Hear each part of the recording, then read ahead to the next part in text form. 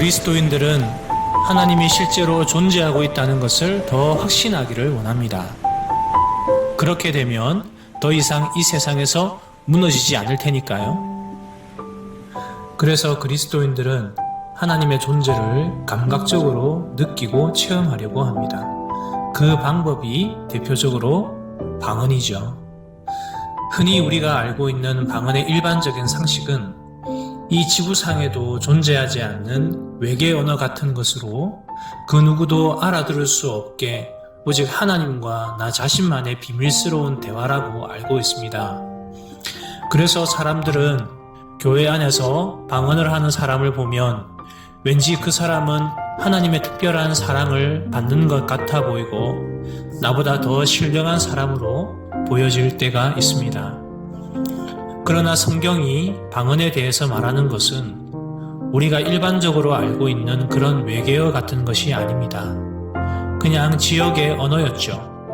그 기원은 오순절 성령 강림절에 있었던 사건을 통해서 알 수 있는데 각 지방에서 온 많은 유대인들이 그 자리에 모여 각각의 언어로 기도하고 있는 사람들의 소리를 들으면서 하나님의 기이하고 큰 구원의 이야기를 듣게 됩니다. 이것이 바로 방언의 기원이죠. 고린도 교회에서는 이런 방언의 은사가 일반적이었던 것 같습니다. 이것이 고린도 교회의 교인들에게는 아주 자랑스러운 일이었나 봅니다. 하지만 바울의 입장은 좀 달랐습니다. 바울은 방언의 은사를 가져서 으스대고 있는 고린도 교회 사람들에게 신령한 것을 사모해라, 즉 더 큰 은사를 사모하라고 권면하면서 특히 예언하기를 힘쓰라고 말합니다. 겉으로 보기에 방언은 예언보다 더 신령하게 보입니다. 예언은 다 알아들을 수 있는 언어로 성경을 가르치고 불신자나 믿음이 약한 자들을 설득해서 주 안에 단단하게 서 있게 하는 일이었지만 방언은 뭔가 신비스러워 보입니다. 그런데도 바울은 방언이 아니라 예언이 더 큰 은사이고 예언하기를 힘쓰라고 명령하고 있죠. 그 이유는 바로 은사의 특징 때문입니다. 은사는 교회가 신령한 복을 누리기 위해서 하나님께서 교회에 주신 선물입니다. 이 은사가 교회 지체들, 즉 거듭난 신자들을 위해서 사용되어지기를 원하셨습니다. 그런데 방언은 자기에게만 덕이 될 뿐 교회에는 아무런 덕을 세우지 못했습니다. 심지어 방언으로 기도해도 남들이 못 알아들으며 자기마저도 알아듣지 못했기 때문에 교회에 아무런 덕이 될 수 없었습니다. 교회는 하나님께서 행하신 창조와 구원의 일과 그리스도의 인성과 신성, 십자가 대속의 일, 고난의 비밀과 죽으심의 은혜, 그리고 부활의 능력과 다시 오심의 약속, 그리고 우리도 그리스도와 같이 되어서 왕노릇을 하는 궁극적인 구원을 믿음으로 받아서 살아가는 신자들의 모임입니다. 그런데 방언 기도로 하나님의 은혜를 드러낸다고 해도 아무도 알아들을 수 없고 자기도 도통 알지 못하니 교회 안에서 아무런 덕을 세울 수 없는 것이죠. 그래서 바울은 남을 가르치기 위해서 깨달은 마음으로 5마디를 하는 것이 1만 마디의 방언으로 말하는 것보다 낫다고 증언합니다. 그렇다면 교회에 아무런 덕을 세우지 못하는 방언이 과연 교회 안에 필요할까요? 네, 필요합니다.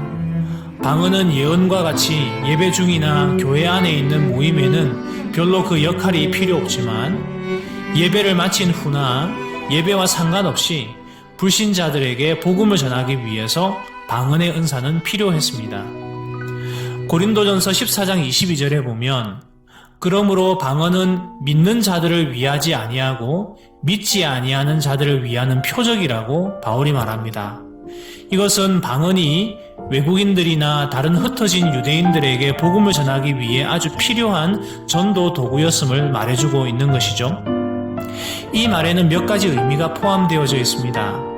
신약시대 방언이 오늘날 우리가 알고 있는 이 세상에도 없는 외계어로 천국의 언어가 아니라 일반적으로 외국어라는 사실입니다. 그래서 지금도 방언을 하고 계신 분들에게는 미안하고 또 무슨 소리냐 라고 반문하실 수 있겠지만, 오늘날 룰루랄라, 코카콜라 같은 이런 이상한 외계어 같은 것으로 성경은 방언을 그렇게 설명하고 있지는 않습니다. 더 중요한 것은 방언같이 뭔가 신령하고 신비스러운 것들이 매력이 있어 보이긴 하겠지만 교회의 덕을 세우지 않으면 아무런 소용이 없는 겁니다. 그리스도께서 그분의 신령한 복을 교회에 주시기 원하시죠. 그리고 주님은 이 신령한 복이 교회에 속해 있는 신자들에게 골고루 퍼지게 하기 위해서 은사와 직분을 주셨습니다.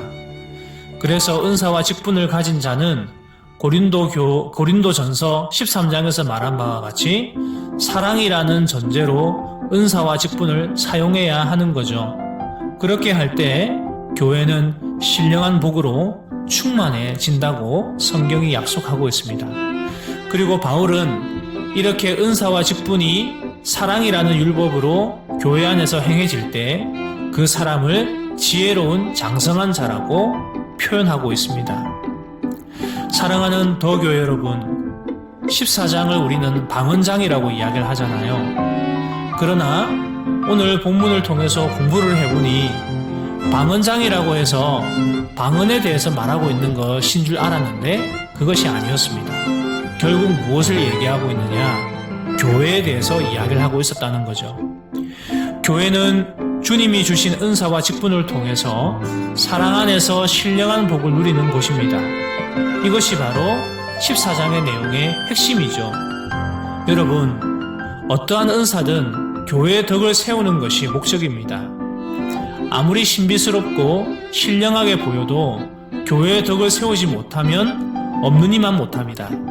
차라리 방언보다 하루 날 잡아서 교회 청소하는 것이 방언보다 훨씬 더 큰 은사인 것입니다.